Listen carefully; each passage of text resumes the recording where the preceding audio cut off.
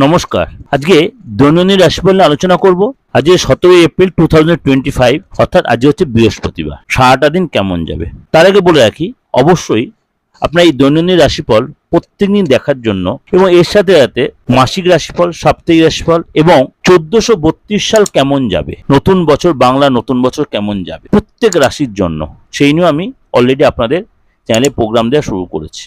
তার জন্য নিয়মিত দেখার জন্য অবশ্যই চ্যানেলটা সাবস্ক্রাইব করে রাখুন, নোটিফিকেশন বেলটা অন করে রাখুন, প্রত্যেক সবার আগে আপনার কাছে পৌঁছে যায়। আর ভালো লাগলে একটাই রিকোয়েস্ট, একটা লাইক দেবেন। চলুন তাহলে জেনে রাখি আপনার রাশি কি বলছে। বৃষ রাশি, দুপুরের পরে কিছু পাওনা আদায় হতে পারে, সম্পত্তির ব্যাপারে চাপ বাড়বে, আজকে কারো উপকার করতে আপনার খরচ বাড়বে, আজকে বাড়তি বিনিয়োগ করবেন না, অর্থাৎ ব্যবসায় যে বিনিয়োগ করবেন না।